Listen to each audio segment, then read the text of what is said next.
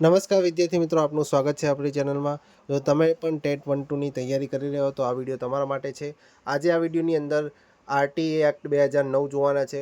તો વિડીયોને આગળ વધતા પહેલાં સૌથી પહેલાં ચેનલને જરૂર સબસ્ક્રાઈબ કરી લેજો અને બાકી બધા જે સોશિયલ મીડિયા છે એને પણ આપણે ફોલો કરી લેવાનું છે તમારે. તો આરટી એક્ટ 2009 છે એ ભારતમાં 1 એપ્રિલ 2010થી અમલમાં આવ્યો છે. બરાબર, એના વિશે આપણે પૂરી ચર્ચા કરીશું અને ત્યારબાદ એને એમસીક્યુઝ પણ આપણે સોલ્વ કરીશું. તો સૌથી પહેલાં વાત કરીએ તો કે જે આ અધિનિયમ છે એ અધિનિયમનો ઉદ્દેશ્ય શું છે. બરાબર, આરટી એક્ટ 2009 છે એ શા માટે લાગુ કરવામાં આવ્યો છે? તો 6 થી 14 વર્ષના જે દરેક બાળકને મફત, ફરજિયાત અને ગુણવત્તાસભર શિક્ષણ ઉપલબ્ધ કરાવવું. આ જે આરટી એક્ટ 2009 છે એનો ઉદ્દેશ્ય શું છે કે 6 થી લઈને 14 વર્ષના જે બાળકો હોય છે દરેક બાળકને મફત, ફરજિયાત અને ગુણવત્તાવાળું શિક્ષણ આપવા માટે વાત કરેલી છે. બરાબર, એવું પણ પૂછી શકે કે કયા વર્ષના બાળકો માટે આરટી એક્ટ 2009ની અંદર જે મફત, ફરજિયાત શિક્ષણની વાત કરેલી છે. તો 6 થી લઈને 14 વર્ષના બાળકોની અહીંયા વાત કરેલી જોવા મળે છે. બીજું અહીંયા વાત કરીએ તો મફત અને ફરજિયાત શિક્ષણનો અર્થ શું છે? તો અહીંયા મફત શિક્ષણ એટલે શું? તો એની ચર્ચા કરીએ પહેલાં. તો મફત શિક્ષણ એટલે કે બાળકોને પ્રાથમિક સ્તર સુધી અભ્યાસ માટે કોઈ પણ પ્રકારનો ખર્ચ કરવો ન પડે. બરાબર, એટલે કે બિલકુલ મફત શિક્ષણની વાત કરેલી છે. અને શાળા અને સરકાર દ્વારા નીચેની વસ્તુઓ પૂરી પાડવી. બરાબર, એટલે કે એની અંદર શું શું સમાવેશ થશે કે ટ્યુશન ફી લેવાની નહીં, પુસ્તકો ફ્રીમાં આપવા, નોંધપોથી હોય, યુનિફોર્મ હોય, શૈક્ષણિક સામગ્રી હોય. બરાબર, બિલકુલ બધી અહીંયા ફ્રી હોય છે. બરાબર, પછી ફરજિયાત શિક્ષણ એટલે કે કોના માટે? કે માત્ર અમીરો માટે, ગરીબો માટે? કોના માટે ફરજિયાત શિક્ષણ છે?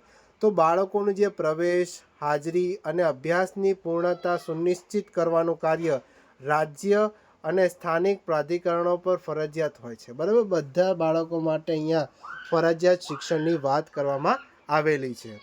બરાબર, હવે એને આવરિત વય સમૂહ કહેવાય. કયા બાળકો માટે છે? બરાબર, એ પણ આપણે ધ્યાન હોવું જોઈએ. આપણે પહેલાં જ વાત કરેલી છે પણ તોય આપણે અહીંયા જોઈ લઈએ કે 6 થી લઈને 14 વર્ષના જે બાળકો છે એમના માટે મફત અને ફરજિયાત શિક્ષણ અને ગુણવત્તાસભર જે વાત કરેલી છે. બરાબર, એને 6 થી 14 વર્ષના એટલે કે વિદ્યાર્થીઓ જે 1 થી લઈને 8 ધોરણ સુધી આવે છે એનો સમાવેશ થાય છે. બરાબર, તો 1 થી લઈને 8 સુધીના બાળકોને મફત ફરજિયાત શિક્ષણ આરટી એક્ટ 2009ની અંદર વાત કરેલી છે. પછી આગળનો પોઈન્ટ જોઈએ તો આ પણ ખૂબ જ ઇમ્પોર્ટન્ટ રહેશે કે 25% અનામત. શેના માટે? કે ખાનગી શાળાઓ માટે. બરાબર, તો જે બિન અનુદાનિત છે, ખાનગી શાળાઓ છે, એની અંદર ધોરણ 1ની અંદર 25% બેઠક જે એ આર્થિક અને સામાજિક રીતે જે પછાત વર્ગના બાળકો છે એમના માટે 25% અનામતની અહીંયા ફાળવણી કરવામાં આવી છે. બરાબર, આ બાળકોનો ખર્ચ છે એ રાજ્ય સરકાર દ્વારા ભરવામાં આવશે એવું અહીંયા વાત કરેલી છે. એટલે સરકાર દ્વારા ભરવામાં વાત કરેલી છે. બરાબર, ત્યાર પછી આગળ વાત કરીએ કે શિક્ષકનો રેશિયો શું હશે. બરાબર, ટીચર પીપીએલ રેશિયો કેટલો હશે? બરાબર, અથવા પીપીએલ એટલે કે વિદ્યાર્થી શિક્ષકનો રેશિયો કેટલો હશે? તો આ પણ તમને પૂછાઈ શકે છે. બરાબર, ટેટ 1-2ની અંદર પરીક્ષામાં આ પૂછાઈ શકે. ધોરણ 1 થી 5ની અંદર વાત કરીએ તો એની અંદર એક શિક્ષક હશે અને એ શિક્ષક જે છે 30 બાળકોને ભણાવતો હશે. બરાબર, અને ધોરણ 6 થી 8ની જ્યારે વાત કરવામાં આવે તો એક શિક્ષકે 35 બાળકો અંદર રહેશે. બરાબર, અહીંયા થોડી પ્રિન્ટિંગ મિસ્ટેક છે એટલે આપણે સમજી લેવાનું છે. બરાબર, 6 થી 8માં કેટલા? 35 વિદ્યાર્થીઓ અને એક શિક્ષક છે. બરાબર, એટલે 1:35 6 થી 8માં. અને ધોરણ 1 થી 5ની અંદર એક શિક્ષક અને 30 બાળકો કે વિદ્યાર્થીઓ અંદર જોવા મળશે. બરાબર, તો આ આરટી એક્ટ 2009ની અંદર પણ આ પૂછેલું છે. પછી એની અંદર શાળાની જે ફરજિયાત સુવિધાઓ કઈ છે? તો પ્રત્યેક શાળામાં નીચેની સુવિધાઓ હોવી આવશ્યક છે. જે પણ શાળા હોય એની અંદર કઈ કઈ સુવિધાઓ હોવી જોઈએ? પહેલું તો આવું શુદ્ધ પાણી હોવું જોઈએ પીવા લાયક. બરાબર, જુદા જુદા છોકરા છોકરીઓ માટે શૌચાલય જે છે એ અલગ અલગ હોવું જોઈએ, એક પેરમાં ના હોવું જોઈએ, છોકરા અને છોકરી માટે અલગ હોવું જોઈએ, બરાબર. પછી પુસ્તકાલય એટલે કે એક લાઇબ્રેરી હોવી જોઈએ, રમતગમતનું એક મેદાન હોવું જોઈએ જે નિશ્ચિત હોય છે, દિવ્યાંગ મૈત્રીપૂર્ણ સુવિધા હોય છે જેને રેમ્પ વગેરે કહેવામાં આવે છે. પછી જે પૂરતા વર્ગખંડો, બરાબર, એ પણ પૂરતા વર્ગખંડો યોગ્ય ઇન્ફ્રાસ્ટ્રક્ચરવાળું હોવો ખૂબ જ આવશ્યક જોવા મળવું જોઈએ, બરાબર. તો આટલી સુવિધાઓ દરેક સ્કૂલની અંદર હોવી જોઈએ. હવે શિક્ષકો સંબંધિત કેટલીક જોગવાઈઓ જે છે એ આપણે અહીંયા ધ્યાન રાખવાની છે કે લાયકાત શું છે, કે NCTએ જે વાત કરેલી છે એ શૈક્ષણિક લાયકાત જેમને નિર્ધારિત કરેલી છે, તો એ શિક્ષકોની જ અહીંયા મંજૂરી કરવામાં આવે, બરાબર. બાકીના જે શિક્ષકો છે એની ભરતી અહીંયા મંજૂરી કરવામાં આવતી નથી, બરાબર. એવા શિક્ષકોને અહીંયા લેવામાં આવતા નથી. હવે એ જે શિક્ષકો જે છે, શિક્ષકો લાગે છે તો લાયકાત પ્રમાણે એમની કઈ કઈ ફરજો છે, તો એમને નિયમિત હાજરી, ગુણવત્તાસભર શિક્ષણ, તાલીમ ફરજિયાત પૂર્ણ કરવી, જે પણ તમને ટીચિંગની માટે તાલીમ આપવામાં આવે છે એ તાલીમ પૂર્ણ કરવાની હોય છે. અશૈક્ષણિક કામ ઓછામાં ઓછું કરવું, એટલે કે શિક્ષણ સિવાયનું બીજું કામ જે છે, વધારાનું કામ એ ઓછું કરવું, પણ શિક્ષણમાં કામ તમારે વધારે આપવાનું રહેશે, બરાબર. તો આ તમારે શિક્ષકની એક ફરજ અહીંયા જોવા મળતી હોય છે. ત્યાર પછી વાત કરીએ છીએ કે પ્રતિબંધિત બાબતો કઈ છે, કે ઇમ્પોર્ટન્ટ ઓફ રેસ્ટ્રિક્શન. તો એની અંદર કેપિટેશન ફી મનાઈ જોવા મળે છે, એટલે કે પ્રવેશ સમયે કોઈ પણ પ્રકારની તમારે ડોનેશન કે ફીની માંગણી કરવાની નથી, તો આ તમારે સ્કૂલની અંદર કરવાનું નથી. હવે પ્રવેશ પરીક્ષા કે ઇન્ટરવ્યૂ મનાઈ. હવે વાલી અથવા બાળકનું ઇન્ટરવ્યૂ કે પરીક્ષા લઈને પ્રવેશ નકારી શકાય નહીં. એવું નહીં કે વાલીને બોલાવીને વાલીને ઇન્ટરવ્યૂ લ્યો, બરાબર, અને એમાં જો વાલી પાસ ના થાય તો એને એ બાળકને એડમિશન ફાળવી ના દો, તો એવું કરવાનું નથી, બરાબર. તો આ એક જોગવાઈઓ છે. પછી ધોરણ 1થી 8 સુધી નિષ્ફળતા નહીં, એટલે કે નો ડિટેન્શન પોલિસી, એટલે કે બાળક ફેલ ના થાય, બરાબર. બાળકને કોઈ પણ ધોરણમાં અટકાવવામાં નહીં આવે, બરાબર. સીધો મતલબ અહીંયા એ થાય છે કે બાળકોને ફેલ કરવા નહીં 1થી 8 ધોરણની અંદર. ચોથો જે મુદ્દો છે એની અંદર વાત કરીએ કે શરીરદંડ અને માનસિક હેરાનગતિ મનાય છે.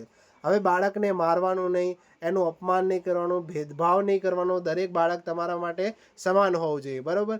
એ અહીંયા વાત કરવામાં આવે છે. ભેદભાવ કરવો એ કાનૂની અહીંયા ગુનો કરે છે, એટલે તેમને સજા પણ થઈ શકે છે.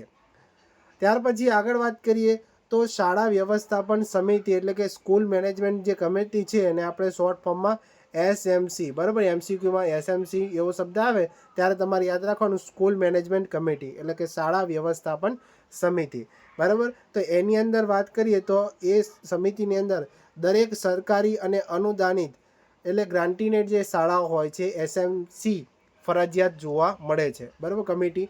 તો SMCની રચનાની વાત કરીએ તો SMCની રચનાની અંદર 75% જે સભ્યો છે એની અંદર વાલીઓ અને અથવા રક્ષકો કહી શકો, પછી શિક્ષકો, સ્થાનિક સ્વરાજ્ય સંસ્થાના પ્રતિનિધિ હોય છે, શિક્ષણ પ્રેમી સમુદાયના સભ્યો અંદર જોવા મળે છે.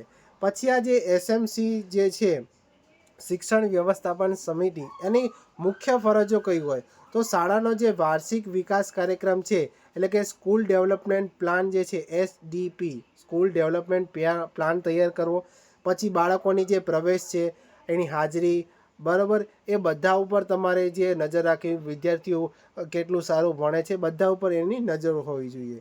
શાળાની સુવિધાઓની દેખરેખ, બરાબર, કઈ બાળકોને કઈ સુવિધા જોઈએ છે કે નહીં, બરાબર, એ સુવિધાઓની અહીંયા દેખરેખ આપવામાં આવે છે, ધ્યાન રાખવામાં આવે છે. વાલીઓ અને શાળા વચ્ચે એક સંકલન વધારો, બરાબર, બંને વચ્ચે સંકલન વધશે તો એક સારી રીતે કાર્ય કરી શકે છે, બરાબર. તો આ SMCની, એટલે કે શિક્ષણ વ્યવસ્થાપન કમિટી જે છે એની આ મુખ્ય ફરજો જોવા મળે છે.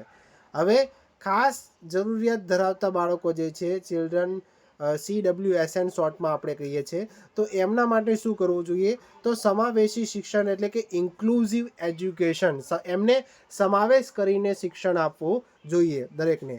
પછી એમાં રેમ્પ અને સહાયક સાધનો જે છે આપવા. પછી ખાસ સહાય આપી, ભેદભાવ વિના તમારે શિક્ષણ, દરેક બાળક માટે તમારે સમાન શિક્ષણ આપવાનો તમારે એક પ્રયત્ન જરૂર કરવાનો રહેશે. ત્યાર પછી આગળ વાત કરીએ કે નેબરહુડ સ્કૂલ સિદ્ધાંત. તો આ શું કહેવા માગે છે? તો કે બાળકને તેની નજીકની શાળામાં પ્રવેશ મળવાની ગેરંટી, અને શાળા દૂર હોય તો એને પરિવહન સુવિધા આપવાની પણ ફરજ સરકારની રહેશે. બરાબર, તો આ પણ એક ખાસ અગત્યનો પોઈન્ટ કહી શકીએ છીએ. નેક્સ્ટ આપણે વાત કરીએ તો દેખરેખ સંસ્થાઓની વાત કરીએ છીએ. કઈ કઈ દેખરેખ સંસ્થાઓ છે? તો આરટીઈ રાઇટ ટુ એજ્યુકેશનના અમલીકરણ માટે નિયુક્ત થયેલી કેટલીક સંસ્થાઓ છે. એનું વાત કરીએ તો બે સંસ્થાઓ અહીંયા જોવા મળે છે. NCPCR એટલે કે national committee for protection of child rights. બરાબર. બીજી છે કે state commission for protection of child rights. બરાબર. એક નેશનલ લેવલની છે અને એક સ્ટેટ લેવલની વાત કરેલી છે. બરાબર, તો આ બંને ખાસ યાદ રાખો. તમને એવું એનું પૂરું નામ પણ પૂછી શકે છે. બરાબર, કે એનું પૂર્ણ સ્વરૂપ શું છે, તો એ પણ તમને પૂછી શકે છે પરીક્ષામાં. તો એના પૂર્ણ નામ પણ આપણે યાદ રાખવાનું છે. પછી કે બંધારણીય આધાર શું છે? તો ધારા નંબર 21A. બરાબર, તો આરટી એક્ટ 2009 છે એ અનુસાર શિક્ષણનો મૂળભૂત અધિકાર છે એવું કઈ ધારામાં કહેવામાં આવ્યું છે? તો ધારા 21A હેઠળ કહેવામાં આવ્યું છે. બરાબર, તો આ પણ મોસ્ટ ઇમ્પોર્ટન્ટ કહી શકાય તમારા માટે. બરાબર, અહીંયાથી જ આ પ્રશ્ન આવતા હોય છે. બરાબર, તો આ પણ ખાસ તમારે હાઇલાઇટ કરી દેવાનું છે. અને તમે નોટ્સ બનાવતા હોય તો નોટ્સ ખાસ રિવિઝન કરતા રહેવું જરૂરી છે. ત્યાર પછી આગળ વાત કરીએ તો વાલીઓના અધિકારો અને ફરજોની વાત કરીએ તો બાળકનું નામ લખાવવું, શાળાની માહિતી પ્રાપ્ત કરવી, એસએમસીમાં ભાગ લેવો જોઈએ. શાળા શિક્ષણ એસએમસી છે એની અંદર ભાગ લેવાની વાત કરેલી છે. બાળકની હાજરી અને અભ્યાસ પર નજર રાખવી એ પણ બાળકોની ફરજ કહી શકાય. બરાબર, એવું નહીં કે બાળક માત્ર શાળાએ જાય છે તો વાલીએ કંઈ કરવાની જરૂર નથી. તો એવું નહીં, બંને બાજુથી સંકલન ખૂબ જ થવું વધારે જરૂરી જોવા મળે છે. બરાબર. નેક્સ્ટ આપણે વાત કરીએ કે આપણે જે પણ ચર્ચા કરીએ એની સંક્ષિપ્તમાં સાર અહીંયા લખેલું છે કે જે તે પરીક્ષામાં એકદમ સરળ સ્વરૂપમાં આપણે યાદ રાખી શકીએ. તો 6 થી 14 વર્ષના બાળકો જે છે એને મફત ફરજિયાત શિક્ષણ અને ગુણવત્તાસભર શિક્ષણની વાત કરેલી છે.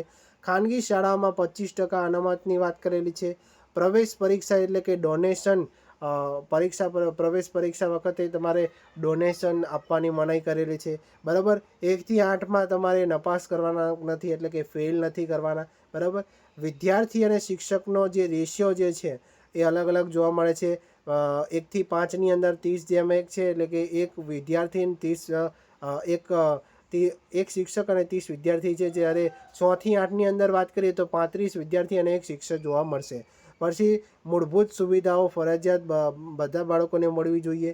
પછી એસએમસી એટલે કે સ્કૂલ જે કમિટી જે છે, બરાબર, એની અંદર 75% વાલીઓ હોવા જોઈએ. પછી શરીર દંડ મનાય છે. બરાબર, બાળકોને કોઈ પણ રીતે તમે મારી ના શકો. મારો તો તમને કાનૂની ગુનો જોવા મળે છે. નેબરહુડ સ્કૂલ સિદ્ધાંત જોવા મળે છે. બરાબર, NCPCR એટલે કે એક નેશનલ લેવલ ઉપર છે અને એક સ્ટેટ લેવલ ઉપર ચાઇલ્ડ રાઇટ્સ પર ધ્યાન રાખે છે. બરાબર, બાળકોના જે અધિકારો છે એના ઉપર ધ્યાન રાખતું જોવા મળે છે આ બંને. બરાબર, ત્યાર પછી શિક્ષણ એ બંધારણીય અધિકાર જે છે, આરટી એક્ટ 2009 એક બંધારણીય અધિકાર, મૂળભૂત અધિકાર છે. એ ધારા નંબર 21A અંદર ચર્ચા કરેલી છે. બરાબર, તો હવે ફટાફટ આપણે એને MCQs જોઈ લઈએ, જેથી આપણે આખો ટોપિક જે છે એ સરળતાથી ક્લિયર થઈ જાય. તો સૌથી પહેલાં જે વિદ્યાર્થીઓ હજુ સુધી વિડીયોને લાઇક ના કરી હોય, કમેન્ટ ના કરી હોય અને ચેનલને સબસ્ક્રાઈબ ના કરી હોય, જરૂર કરી દેજો. બરાબર, તો આરટી એક્ટના 30 MCQ જોઈશું. તો પહેલો MCQ છે કે આરટી એક્ટ 2009 જે છે એ અધિનિયમ કયા વર્ષથી અમલમાં આવ્યો છે? તો 2010થી અમલમાં આવ્યો છે. નેક્સ્ટ ક્વેશ્ચન જોઈએ છે કે આરટી એક્ટ મુજબ કયા વયના બાળકોને મફત અને ફરજિયાત શિક્ષણ જોવા મળે છે? તો 6 થી 14 વર્ષના બાળકો માટે. બરાબર. નેક્સ્ટ ક્વેશ્ચન જોઈએ કે આરટી એક્ટ મુજબ ધોરણ 1 થી 8 સુધી કઈ નીતિ લાગુ થઈ છે? બરાબર, નો ડિટેન્શન પોલિસી. બરાબર, ડિટેન્શન એટલે કે શોર્ટ ફોર્મમાં કહીએ કે તો ફેલ નથી કરવાનું. બરાબર, ડિટેન નથી કરવાનું. બરાબર. નેક્સ્ટ ક્વેશ્ચન જોઈએ કે ખાનગી શાળામાં કેટલા ટકા અનામત માટેની વાત કરેલી છે? ખાનગી શાળા માટે 25%ની અહીંયા વાત કરેલી છે. બરાબર, 25% અનામત આપવાની વાત કરેલી છે. નેક્સ્ટ ક્વેશ્ચન જોઈએ કે આરટી એક્ટ કયા બંધારણીય કલમથી જોડાયેલ અધિકાર છે? બરાબર, આપણે વાત કરી કઈ કલમ મુજબ? ધારા અથવા કે કલમ 21A મુજબ. બરાબર, તો અહીંયા ઓપ્શન કયો આવશે? ઓપ્શન બી તમારો સાચો જવાબ આવશે. નેક્સ્ટ ક્વેશ્ચન જોઈએ. ધોરણ 1 થી 5માં વિદ્યાર્થી અને શિક્ષકનો કયો રહેશે? અનુપાત એટલે કે રેશિયો. બરાબર, અહીંયા થોડીક તકલીફ પડે તો રેશિયો યાદ રાખવાનો. બરાબર, તો એક વિદ્યાર્થી હશે અને 30 એક શિક્ષક હશે અને 30 વિદ્યાર્થી. બરાબર, 30 વિદ્યાર્થી એક શિક્ષક અહીંયા જોવા મળશે. અને જો 6 થી 8 પૂછે તો 1:35. બરાબર, જો અહીંયા છે પ્યુપિલ ટીચર રેશિયો, પીટીઆર અહીંયા શોર્ટ ફોર્મમાં આવું પણ લખેલું આવે. બરાબર, પીટીઆર એટલે કે પ્યુપિલ ટીચર રેશિયો, વિદ્યાર્થી શિક્ષકનો જે રેશિયો જે છે કેટલો જોવા મળે છે? તો અહીંયા જે શિક્ષક જે છે એક હોય છે અને 35 અહીંયા વિદ્યાર્થીઓ હોય છે. બરાબર, 6 થી 8માં આ રેશિયો જોવા મળે છે. નેક્સ્ટ ક્વેશ્ચન જોઈએ. આરટી એક્ટ મુજબ પ્રવેશ સમયે કઈ વસ્તુ લેવા સંપૂર્ણ પ્રતિબંધ છે?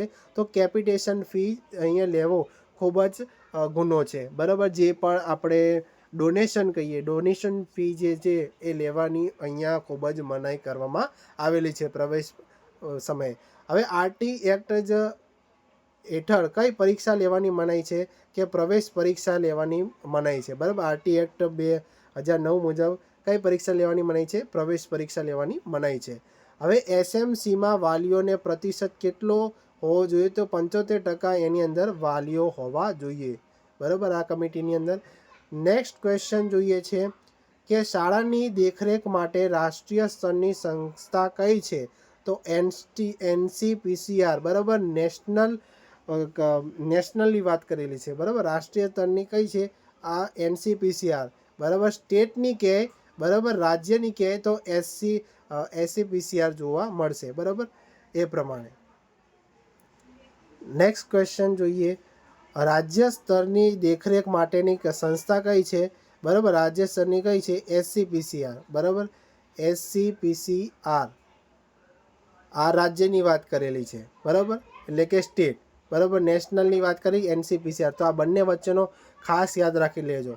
નેક્સ્ટ ક્વેશ્ચન જોઈએ કે નીચેનામાંથી કઈ બાબત શિક્ષક માટે ફરજિયાત નથી? તો શિક્ષણ માટે અશૈક્ષણિક કાર્યનું ભારણ વધારવું, એટલે કે જે શિક્ષણને સિવાય જેની પ્રવૃત્તિઓ છે એમાં ભારણ હોવું જોઈએ નહીં. શિક્ષક માટે તાલીમ પૂર્ણ કરવી ખૂબ જ જરૂરી છે. નિયમિત હાજરી અને ગુણવત્તાસભર જે શિક્ષણ છે બાળકોને આપવું ખૂબ જ જરૂરી છે. બીજી કામગીરી એમને કરવાની જ આવતી અહીંયા નથી. બરાબર, એ સિમ્પલ એટલું કહેવા માગે છે. નેક્સ્ટ ક્વેશ્ચન વાત કરી કે આરટી એક્ટ હેઠળ કઈ સજા આપવી ગુનો છે? કે શરીર માપદંડ, બાળકોને મારવો એ પણ અહીંયા એક ગુનો ગણાય છે. બરાબર, એ પણ ખાસ તમારે યાદ રાખવાનું છે.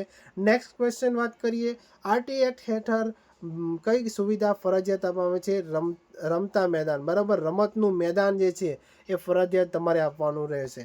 બરાબર, નેક્સ્ટ ક્વેશ્ચન જોઈએ કે આરટી એક્ટ મુજબ શાળા કયા વિદ્યાર્થીઓને અનામત આપે છે? તો આર્થિક રીતે જે પણ પછાત વર્ગો છે, પછાત વર્ગના જે બાળકો છે એમને અનામત આપવાની વાત કરેલી છે. બરાબર, નેક્સ્ટ ક્વેશ્ચન જોઈએ કે 25% અનામત કયા ધોરણ માટે લાગુ પડે છે? તો ધોરણ 1 માટે. જે પણ બાળકો ધોરણ 1ની અંદર પ્રવેશ મેળવે છે તો એમને 25% અનામત લાગુ કરવામાં આવેલી છે. નેક્સ્ટ ક્વેશ્ચન જોઈએ કે નેબરહુડ સ્કૂલનો અર્થ શું થાય? નેબરહુડ એટલે કે નજીકની શાળા. બરાબર, નજીકની શાળા હોય તો એની નજીકની શાળા હોય તો એ નેબરહુડ સ્કૂલ આપણે કહીએ છીએ. નેક્સ્ટ ક્વેશ્ચન જે છે કે શરીર દંડ કયા વિભાગ હેઠળ પ્રતિબંધિત છે? તો શરીર દંડ જે છે આરટી એક્ટ 2009. બરાબર, એના હેઠળની વાત કરેલી છે. પછી આરટી એક્ટ અનુસાર કઈ બાબત કાયદેસર નથી? તો બાળકોને અપમાન કરવું. બરાબર, એના પર ગુસ્સો કરવો તો એ આરટી એક્ટ હેઠળ અંદર જોવા મળતું નથી. બરાબર, નેક્સ્ટ ક્વેશ્ચન કે શાળા વિકાસ યોજના. બરાબર, સ્કૂલ ડેવલપમેન્ટ જે પોલિસી જે છે એ કોણ બનાવે છે? બરાબર, તો એસએમસી અહીંયા બનાવે છે. બરાબર, સ્કૂલ મેનેજમેન્ટ આપણે વાત કરી ને એસએમસી. બરાબર, કમિટી.